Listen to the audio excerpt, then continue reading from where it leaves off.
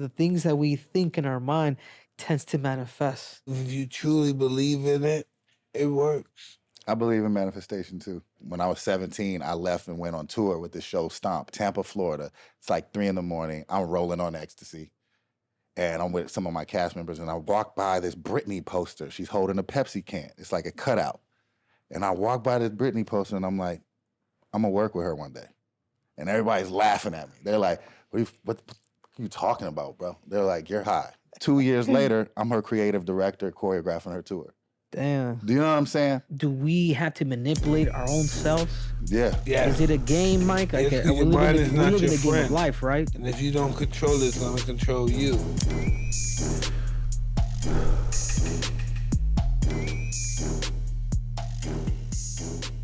What's up, everybody? Welcome to this episode of Hotboxin with Mike Tyson. I'm your co-host, a.k.a. Triple C, Henry Cejudo.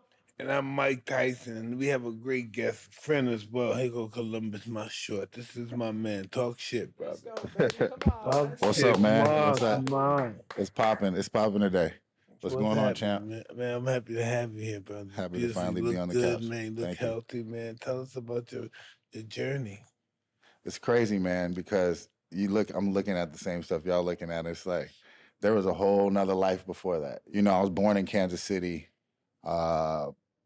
A lot of cats don't make it out of Kansas City. Bad place for it. Yeah, very, I very heard rough. about Kansas City. And my mom, she killed my East dad. St. Louis and all that. Yeah. My mom killed my dad like 3 weeks before I was born. So I was going to be born in jail, but they worked it out. However, you know, whatever she did, they worked it out, got her out, and sent us to California. And so we was kind of just on our own, me and my mom, you know what I mean, out here struggling. Then she, you know, she got remarried, had my brother. So then she was single again. So it's like 2 kids. And we were just moving a lot, man. We were like gypsies, you know what I'm saying? So I lived in the hood. We was living in Inglewood. We lived in Santa Clarita, out in Canyon Country. We lived in, Compton. I mean, everywhere. Yeah, everywhere. it's almost like, it's almost like around the same areas, but it could be anywhere between 10 to 15 miles. Exactly, like, that's how it but a is. completely different demographic, you know what I'm saying? Pretty crazy, man. But one of the things that I always fell in love with early was like, one was fighting. You know, I was fighting every day. When I lived by the white boys, I'm fighting white boys. You know, when I moved to the hood, I'm fighting Bloods, I'm fighting Crips. You know what I mean? It was just fighting is what I knew. But also I just loved movies. I love films. You know what I mean? I would watch like Top Gun or Back to the Future, and I was like, I want to do that. You know, I want to make movies. I just didn't know how to get there. Do you remember that clear day when you're kind of like, you know, I think sometimes we have revelations, right? It's Yeah. like, I want to be that. I want to do that. Is there something in particular that comes to mind? So my friend of mine, close family friend, Megan Good, when we lived in Canyon Country, her whole family, we all lived in the same area. And they were one of the only Black people that lived out there. And they were auditioning. They were in the business. Their moms, their aunties, they were taking them from Canyon Country out to LA to auditions. And I just begged my mom to like, let me go on auditions. So you wanted to go with them, huh? Yeah, I was like, I wanted to go with them. Like, and my mom didn't really want me to do it. But I just pushed and I pushed. She never wanted me to be in the business. So I just went hard body into, I was on the U.S. Junior Olympic team for Taekwondo. And then I went hard body football. And then what was problem for me was I was fighting all over LA Unified School District. So I got kicked out of LA Unified. And so I had to move. I moved with my grandmother in Arizona my sophomore year. And what changed, I met this white kid in a class. His name was Tyler Service. He's a Mormon. And he was like, we were doing impressions or voices or something in class. And he was like, dude, man, you're really good, man. He was like, you should come audition for this play. And I'm like, play? I was like, nah, this Valley Youth Theater. It's Valley Youth Theater, I'm telling you. Come to find out, people like Emma Stone came from Valley Youth Theater, Jordan Sparks. They were all in the show. We were auditioning for Wizard of Oz. I did Wizard of Oz. My mom flew in to see the show. Okay. Oh, so you ended up.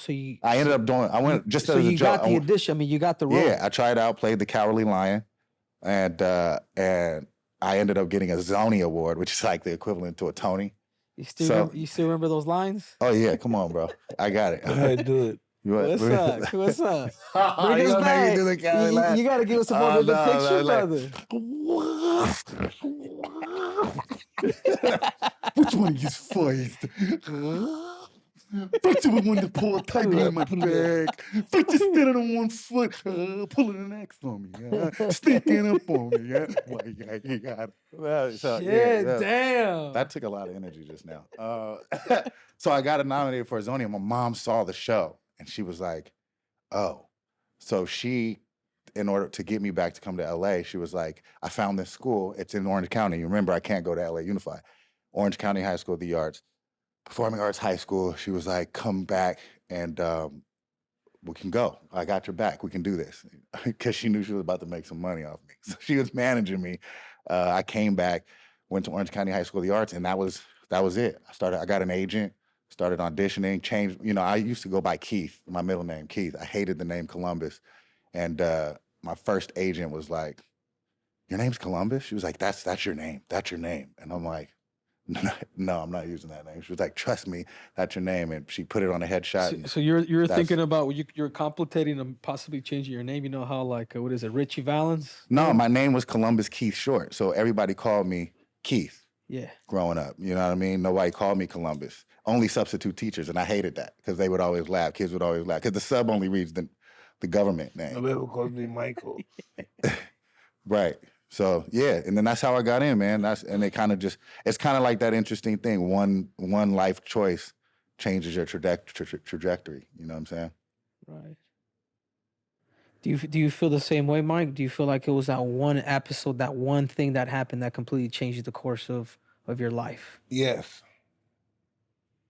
Yeah. Do you believe you were chosen, Mike? Wow, that's a real big question. Do you believe you were chosen? Yes. What's your take? Yeah. I feel like it's as big as it sounds. To be chosen is like ordained, and it's like you didn't write the script because there's no way. Because if we were writing the script, I'm sure there's somebody that works on the sanitation department that feels that he's been touched. Right. And ordained. Success is not, godly success and heavenly success is not about material at all. No, it's about being kind to one another. It really is. Isn't that funny? Yeah. Has nothing to do with how much money you got, but how nice you treat somebody. Right. Right. Those are the things that measure up in the end. That the only thing that count in the end.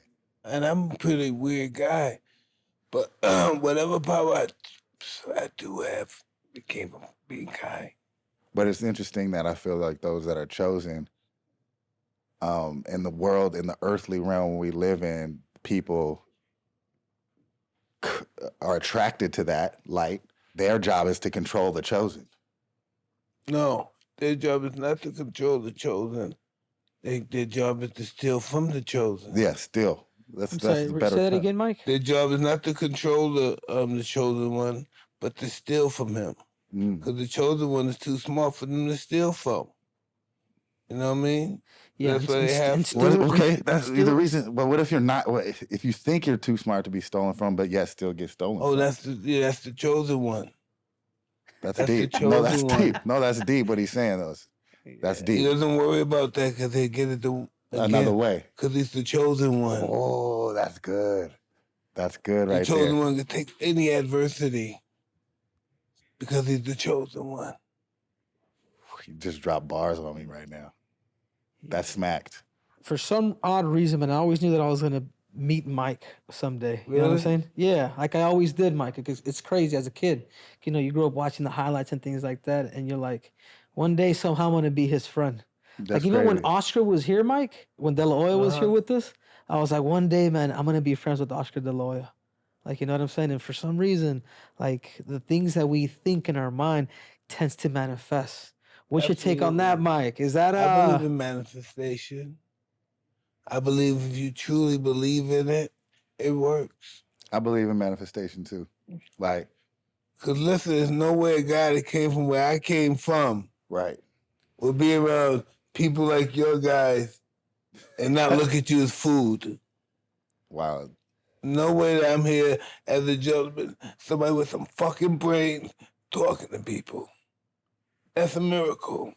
Speaking of manifestation, I'm looking at like that Britney movement. So like when I was 17, I left and went on tour with the show Stomp. Stomp is like you make music with like brooms and Yeah, like but that guy was in it too. Who's the good-looking guy that played? God, I forgot his name. Up and coming guy. He became a big time guy. He played the strip movie. What's the name of that strip Channing. movie?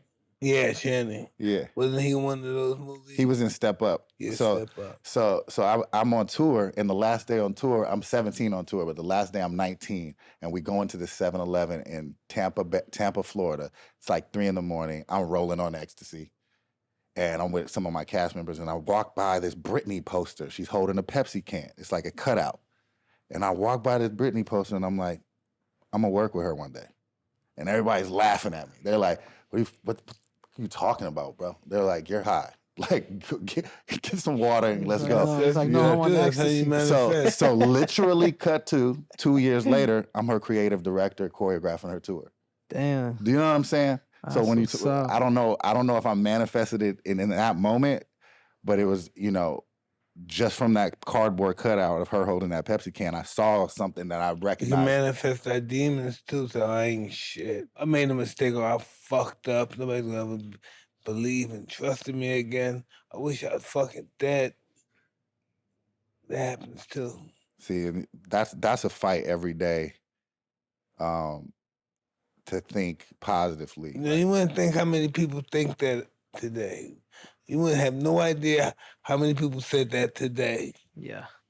I'm worthless. I ain't worth nothing. Cause your mind, it throws 3 times as much negative energy than and your fucking positive only sends 100 probably or less than that. Yeah. So you gotta work to overriding that. It's almost all do, day. do you feel, Mike, that with the mind when things like that happen, because we could be ambitious and manifestation as we're talking about, but when those thoughts tend to creep up, Mike, is it our job as humans? Do we have to manipulate our own selves? Yeah. Yes. Is it a game, Mike? Like, Yes, 'cause we're your mind living is we're not living your the game of friend. life, right? Your mind is not your friend. And if you don't control it, it's gonna control you. And it's gonna have you doing some shit that you're gonna really be ashamed doing. Cause then once after you do it, it goes back to you again. Yeah.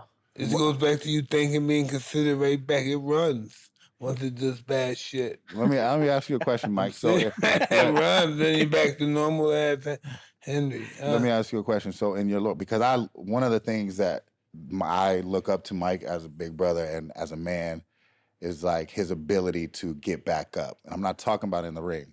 I'm talking about in life and come back bigger, better, stronger.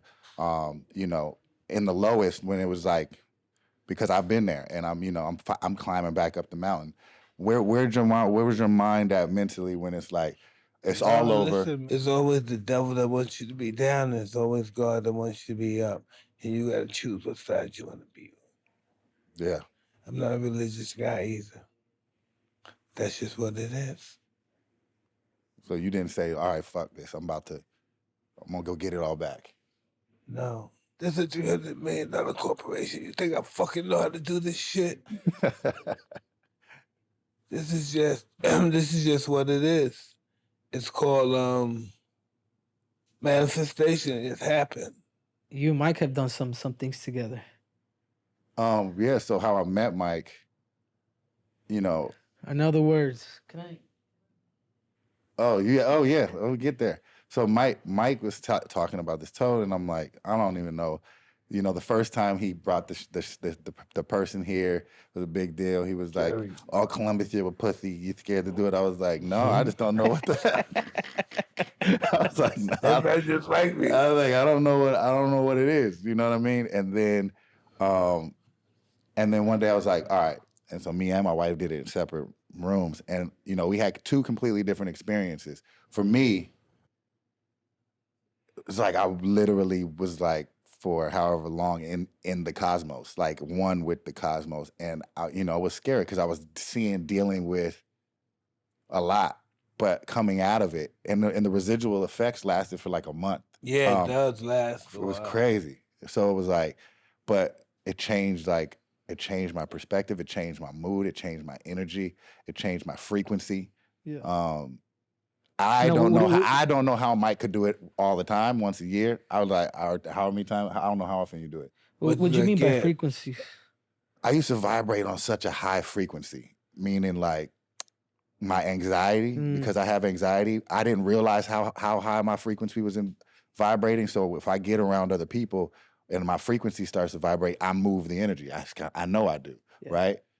And even in my own home, if I come in with some messed up energy, then I change the frequency of my house, right? Yeah. So I just figured out a way to kind of like keep my frequency. After that, it's just like we're the controllers of our frequencies. Right. And I figured out how to level out my frequency after the toe. I've done the toe with Mike too, but did you fully let go? You've done it once, or how many times have you done I it? did it once. I was like, Yeah, yo, I don't know once how and you can do done, it. one and done. Yeah, I was like, yeah. I mean, I think I'm at a point now. It was 2 years ago, so I think I could do it again now. But It's never too many times for me. I just keep, I like that feeling.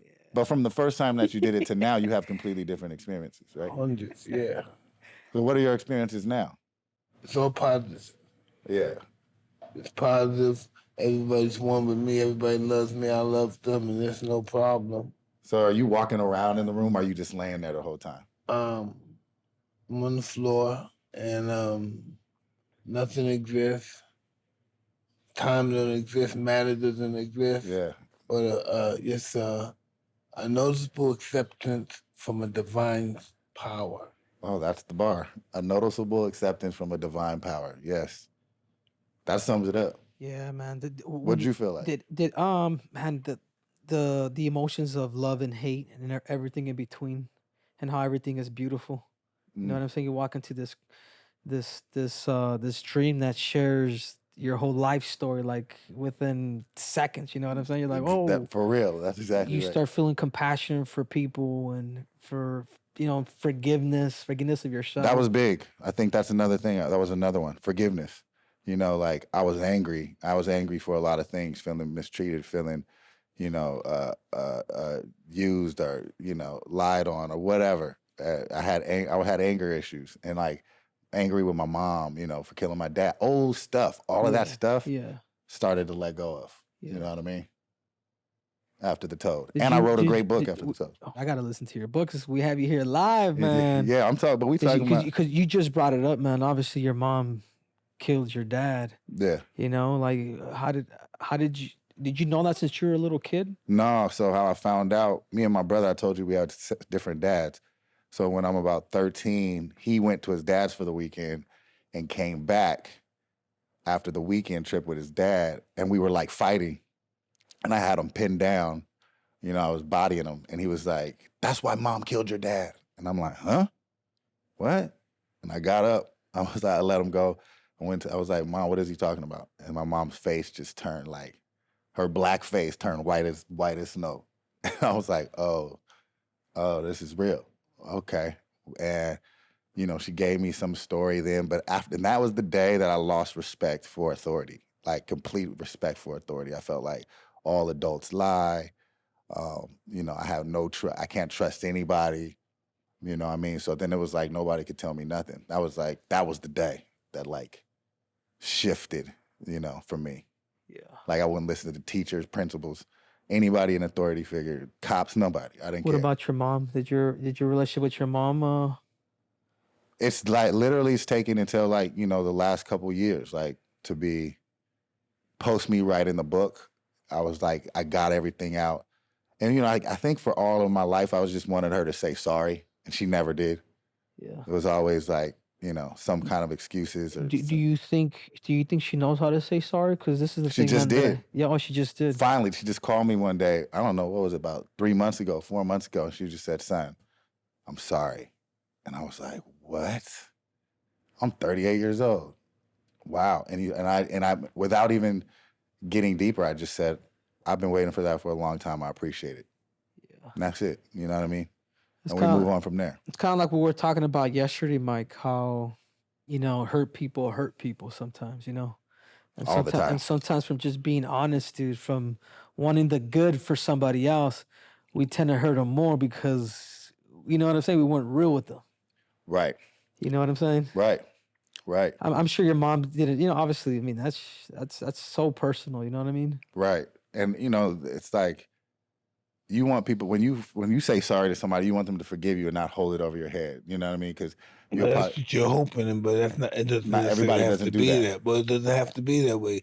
Depends on what you did. Depends on how sensitive they were to the subject. Right. So when I say I'm sorry, I'm hoping they like. Did you kill somebody yet? No. Yeah, it'd be all right. Right. When she said sorry, I had to really, before I said it's all good, know that it was all good. Yeah, We're yeah. good. You let go of like your you know, the weight. You know what I'm Right. saying? Right. You The have to weight know on your you don't want hands. to be a liar no more. You listen, I'm tired of being a liar. I lied so much I told the truth by accident. You gotta stop lying. Exactly. Stop fucking lying. Tell That's her the fact. everything. Exactly. Everything, anything, just tells them, and now they know what they have. Exactly. Now it's up to them to make the decision they're gonna keep this or not. You might have 9 lives, bro. Yeah, I do have 9 lives. You do, man. think Because I'm I was on the gonna ninth. say, man, Mike, this dude had the Bloods and Cribs after him. What was that for? So craziness. So Yeah, both of them after you? no, not both of them. Oh, you So, sick. You sick, man. I was on one of the biggest shows on TV for a minute from like 2011 What's to the 13. name? Scandal on ABC. Homegirl's on that. What's that Yeah, it was girl? Kerry Washington. Black girl, yeah. So it was me and Kerry Washington, you know what I mean? But I was in a horrible marriage, man, like awful. Well, And- come on, continue, yeah. Yeah, I see like where you're terrible. going. But what happened, you know, and as I was getting bigger, my world was like Crumbling. in my personal life and my everything in my world was controlled and I didn't even realize it, right? And who was in the middle of it? She was. So she was, you know, she was sleeping with, you know, I'm working 15 hours a day, 5 days a week. I'm never home. So she was doing her thing. But one particular dude she was messing with was a blood or connected to the Bloods.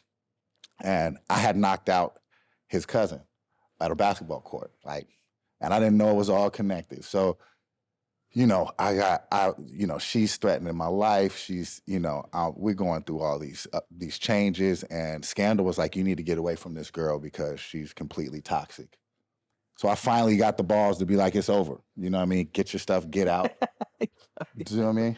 Yeah, I was a coward. I was a coward. She wanted to leave, right? You know what? Hey, Mike, he's right though, man. You do have to have balls to really break up with a girl. Yeah, like shit's hard. Don't take breaking up. No, they don't. You know, and she told me, you know, Like hate lasts Terminators. longer than love. I'll spend the rest of my life destroying you type.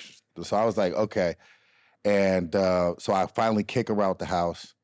And so for like 3 weeks, I'm like, it's quiet. I'm like figuring out my life. Like, you know, I got this 10,000 square foot house, and I'm good. And these Bloods come to my house talking about I owe them. You have no gate, nigga? Yeah, they got through the security gate. How? I don't have no idea. You don't got, listen, I got some niggas with guns at my gate. That, you know, No, the community. So they say they want to sit down at my table. So, you know, they're like, look, They gave me out.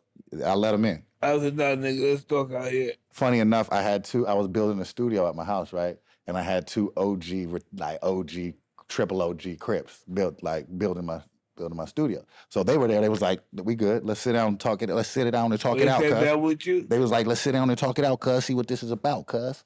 You know what I'm saying? What's this about, cuz? So everybody's sitting at the table and they're like, you owe us this amount of money, blah, blah, blah. And I'm like, for what?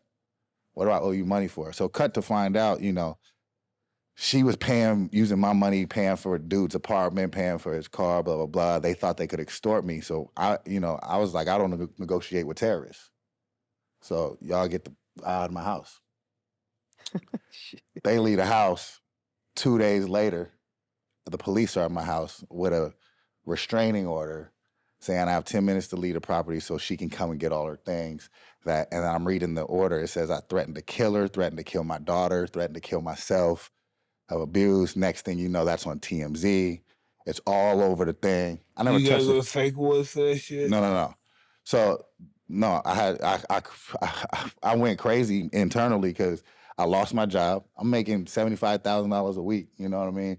Like, you know, I'm doing well for 24 weeks out of the year. I'm like, now I've lost my job on ABC. Disney. Disney ain't having that. Headline saying I'm an abuser, I'm a kill. Like, I didn't do, that was a complete lie.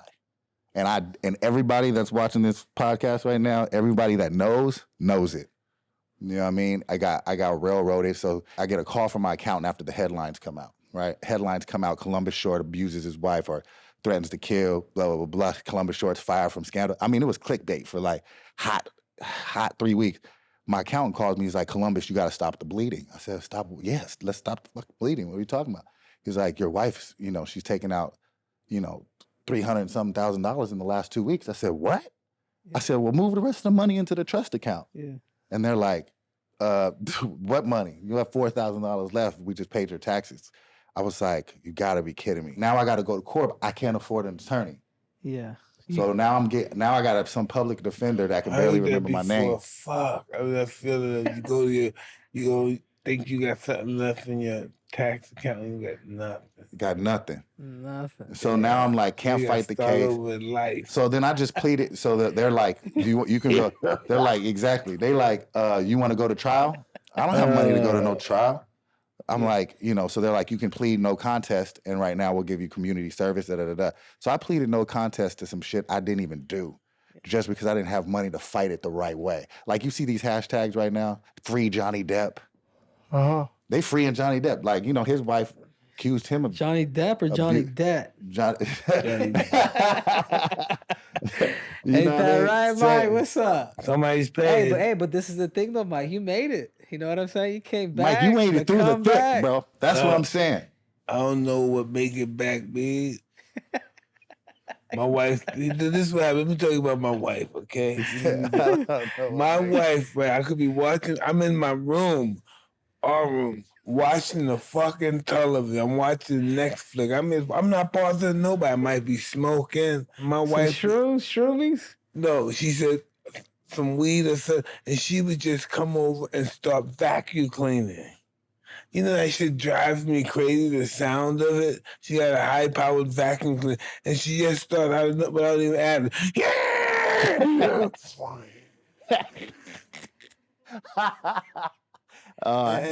Yesterday, I just couldn't take it out.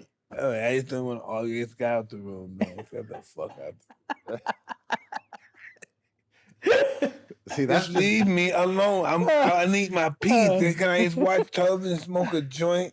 Please have some tea. Let me just chill. Why do you pick on me? Why do you fuck with me?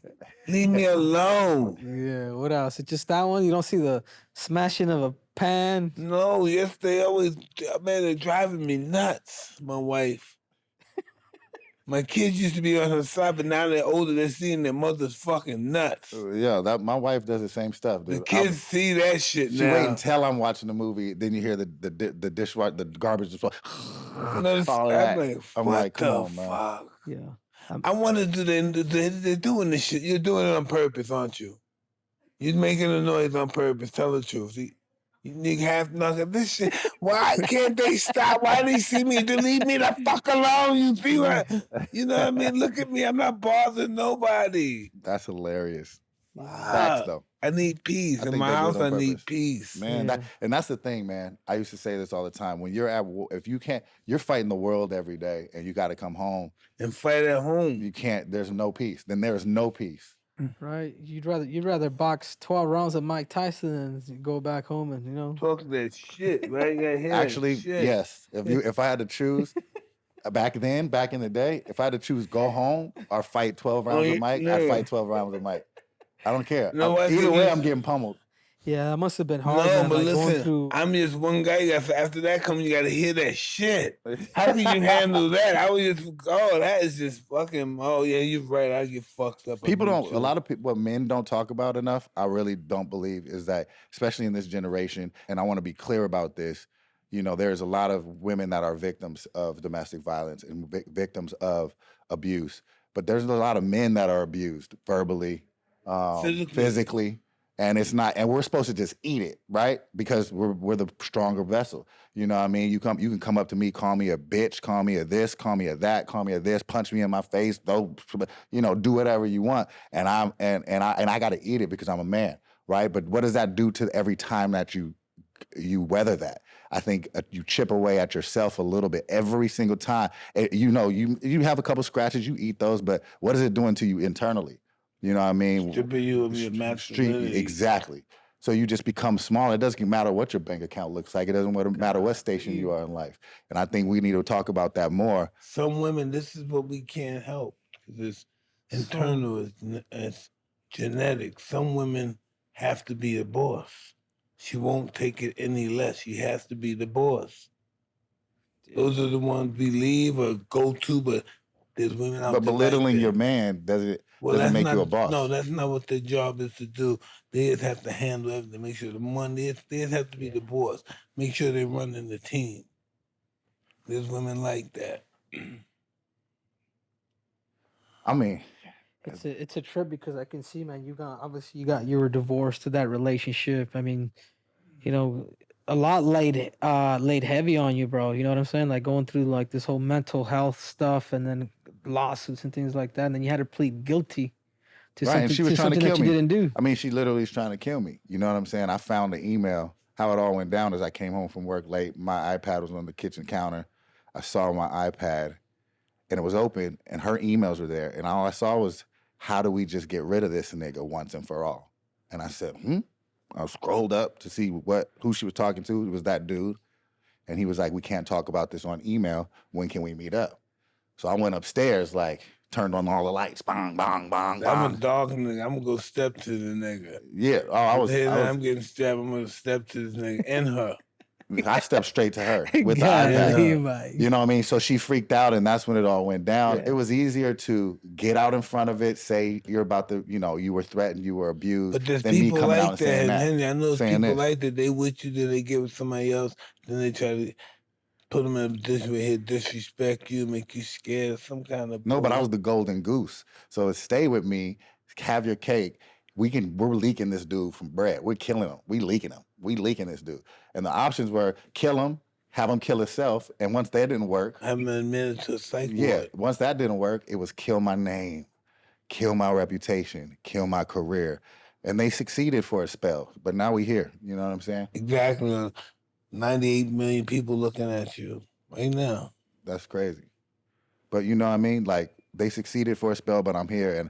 And a lot of people, what I admire about, they don't give black men a second chance. Even if I did do it, right? I've paid all the consequences as if I did, right? But even if I did do it, do we not believe in second chances? We've given Robert Downey Jr. second chances. We've given Joaquin Phoenix. Right. So do you think that has tarnished your career, man? With this, it has. I wouldn't say it's. I would say tarnished, but it has been. Has made it more definitely difficult. Impeded the ability for me to work at the highest level and to provide the way and the skill sets that I've been gifted to make a living.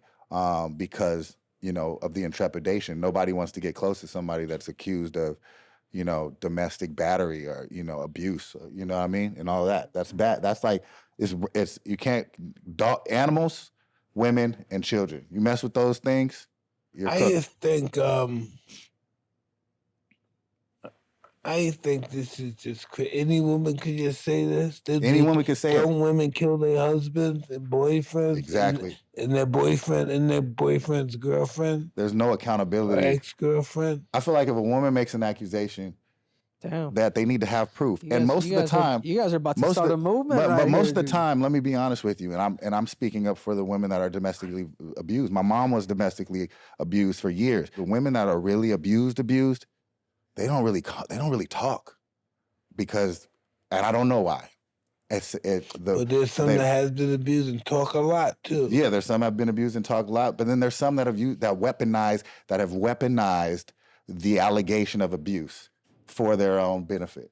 And and this is, again, I am not speaking against anybody that's really been abused and people that have really gone through, rape and domestic battery and all kinds of stuff. But there's people there's women out there that are just ball-faced liars, like my ex-wife. Yeah, she's a ball-faced liar. But there's people you have to look at. Those guys are going to be overlooked. Ball-faced liar. They're going to be overlooked. Let's say we have good ones too. We have 100 years. I didn't help myself though. 100 years of abusing women that played the role. Only very few people, like the lady that created what's that? Not electricity, but radiation and all that stuff. Other than that, women don't have a say so. It's in Moscow. That many women have a say so now. But I think it's easy to believe a black man who has gotten to a powerful position will do that kind of stuff. It's easy to believe that, right? Megalomaniac, narcissist. People don't think That's women. me. You People, said me just now. but people don't think that women are narcissists. Women can be narcissists. Some of the biggest narcissists. Your parents, your mother could be a narcissist. Yeah. You know, narcissism is not just solely identified to a male. Yeah. Narcissism could be of course. narcissist. Yeah. Women can be some of the biggest narcissists on the planet. We just don't talk about it. It's taboo. Why is it taboo? Let's call it what it is. Chick, you crazy. Right, so You know what I mean? dude, Chicks imagine gaslight too. Dude, she'd be a good actor, bro. You know what I'm saying? Yeah, well, that's what she was trying to do, and I think that's why it got You bad. must always remember this. From now on, when you do an interview, we don't talk about her. No, this is the last time. Yeah, we don't talk about her no more.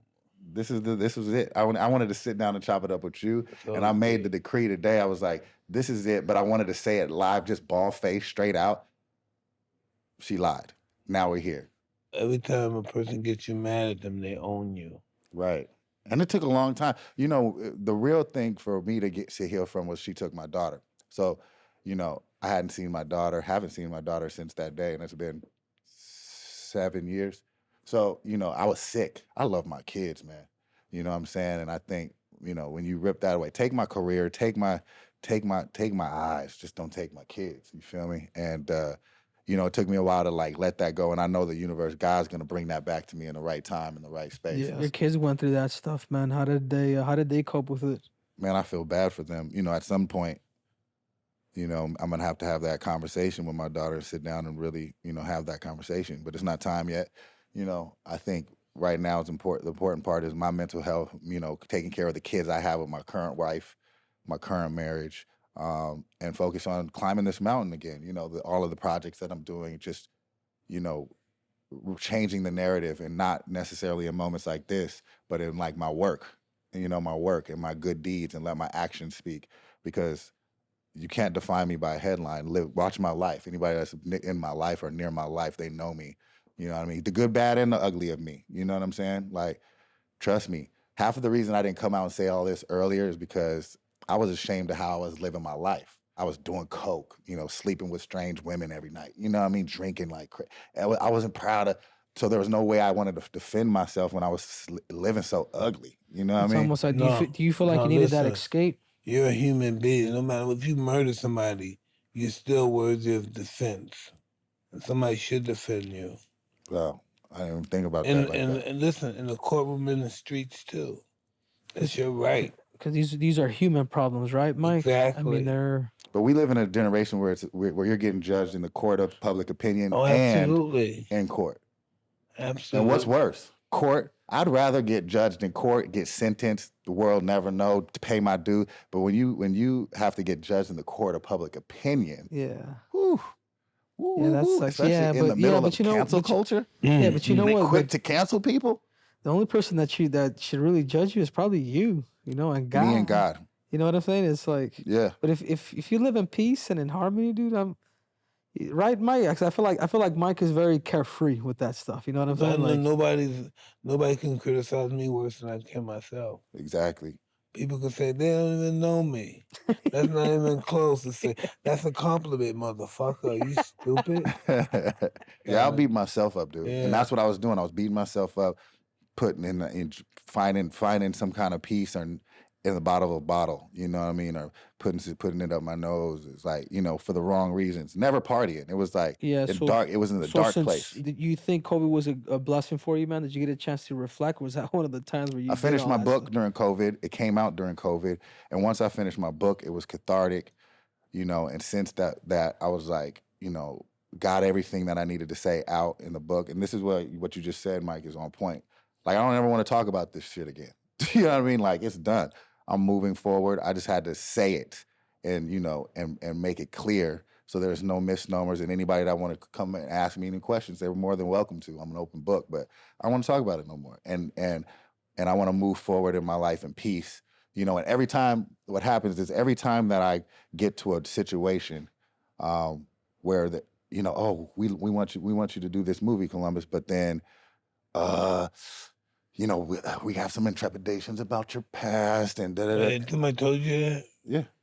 Yeah, you need to start your own shit. Exactly why I met Mike.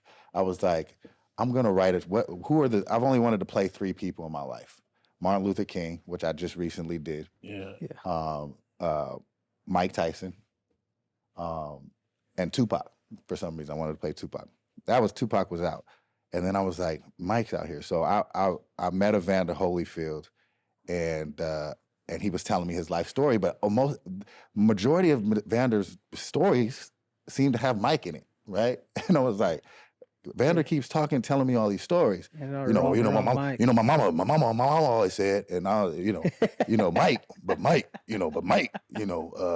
and so I was like, why don't we come up with something where I'm a character. Yeah, people talk because he does, but he does. He sounds just like that. He does talk about his mama a lot. He's like, my mama always said, if you don't pick it up, then never got to put it down. But so I came up with this idea. Beautiful guy. Beautiful.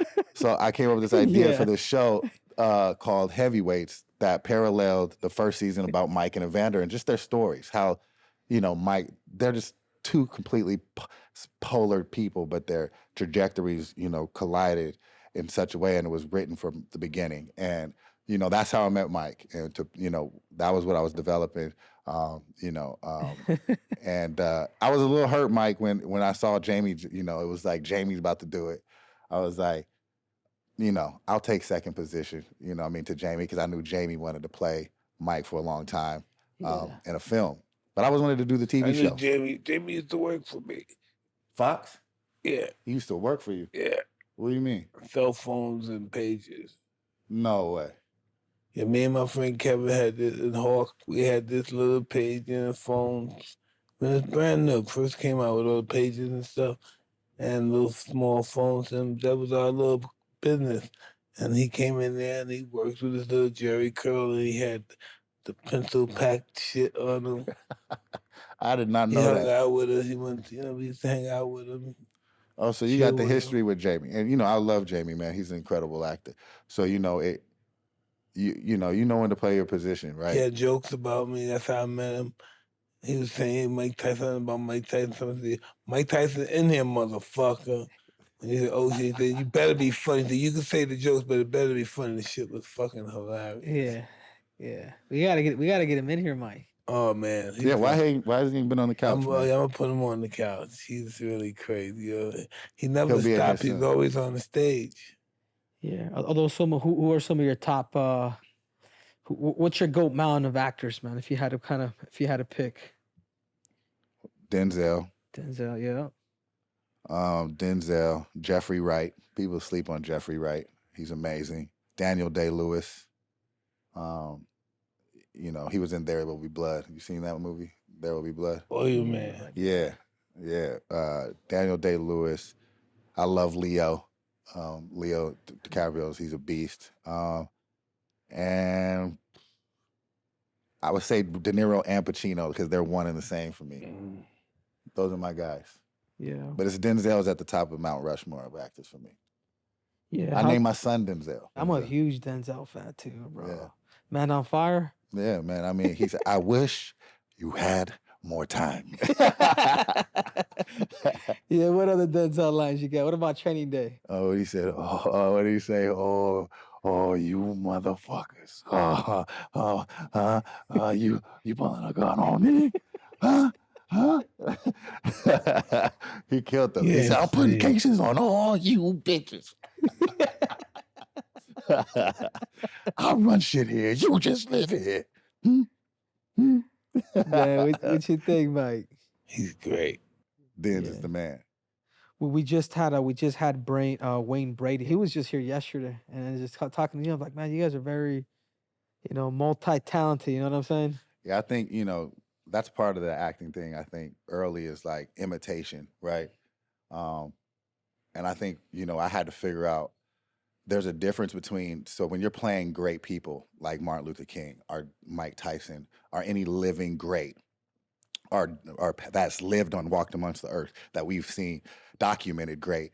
It's a difference between imitating them on camera and actually playing them. And playing someone requires going into the character of them, the human nature of them. It's sitting in them, almost letting their soul invoke into your spirit, as opposed to just doing an imitation. And so that's where, as I've grown as an actor, sitting into characters as opposed to imitating them. Yeah. Yeah, it took a minute. Which is a gift. I mean, it's something that you recognize and you develop over time. Yeah. What separated you from the rest of the rest of the pack, from people that you probably grew up with, or what made you a distinct actor? That I committed. I really went in. I guess I was like always running from my reality. So to dive into another character was always a hiding place for me, to be free, right? To be whoever I wanted to be, in that character. And so I was never embarrassed to be raw, to be ugly, to be snotty, to be, to have a crazy looking face, to, do something wild. I was always ready to go all the way in, and all the way to the mat, for a role. And that's the job. It's like, you think about it, when I'm doing a scene, I have to convey an emotion, not only in this scene, that has to go through a camera, through a computer, into an editing bay, into a thing, then onto a screen or a TV screen, and then to the audience. You have so many layers to get through to touch a person. So it was really important for me, to really be authentic, because in the truth and the lie that we're living as actors, all we have is the truth. I agree. Act is a complicated soul. Yeah, what advice you got for Mike? The time that we had here with Columbus Short here. I think everything's gonna be okay with Columbus. He just needs to get out of his way a little bit and realize that he's the head of his family and his job is to provide for his family. Isn't that correct? Yep. That's how I look at life. I'm the head of my family, and if I eat rice and beans, they eat rice and beans. If I eat steak and caviar, they eat steak and caviar. They're my responsibility. That's real. Yeah, Columbus, you have millions of people, man. That showcase that listen to the podcast. What message you got for them, man? To close off here. In a culture that I believe in, that we are in, it's called cancel culture, and I'm not talking about myself in specifics. People are so quick to cancel people. I think we should start being quick to forgive people and find some compassion and understanding, seeing ourselves in each other, because we all go through it.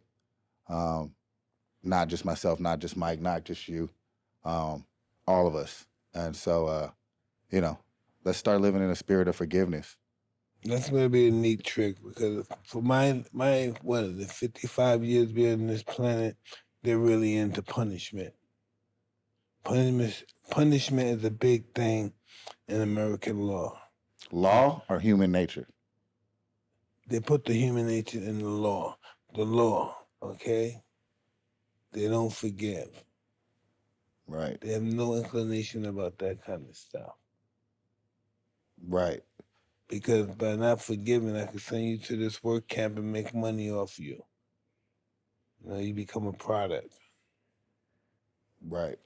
How much was it? $75,000 a fucking inmate, some shit like that. $50, $75. Yeah, they make the bread. Where do you think that bread's going?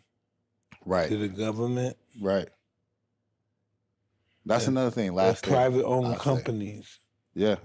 Own prison, and they get free labor. Yeah. Is keep fighting, man. No matter what it looks like, keep fighting. Now, Mike said it earlier, like, I don't know if we were on air or that was off air, but he was saying about the mind and how fighting, like, I'm nothing, I'm never gonna make it, I'll never get, this and this and that. But even on my lowest day, I still get my butt up and I still swing every day. I'm still swinging, even when I want to give up, still swinging. So I guess, keep swinging, y'all, keep fighting. You have to be who you want to be before you become him. You have to have his lifestyle. Whoever you want to be like, You want the success. You see how he got his lifestyle. You want to follow his lifestyle. You know, so you have to be him before you even him. Right. That's that's a bar right there. You got to be him before you're even him. Or be you before you're even you. And that's what I mean by him. Me. Be me. Yeah, exactly. Be the man. I be my future self. Yeah. Just to end it, man. How cool is it, man, to to be on stage with Mike, man? What memories you have of Mike to close off here? This is the first time we've actually sat down and chopped it up like this. I get to see Mike as like a, as a father and like a family man, coming in from the gym with the little high shorts on, you know what I mean? Like it regular coming in the kitchen. Like, yeah, I think that's who I am. My son plays golf. My daughter plays tennis. Yeah, my wife is on my back. Yeah. You watch every move. So seeing him be a husband and a father and like, that's what the world doesn't really get to see. He was already my hero in the ring. Now he's my hero as a man. You know what I mean? And that's a bar. Yeah. Thank you, bro. That's what's up, man. Well, there you have it, guys. You guys just watched an episode of Hotboxin with Mike Tyson. I'm your co-host, a.k.a. Triple C Henry Cejudo. And I'm Mike Tyson. Thank you, Mr. Columbus. Thanks for having me, Mike.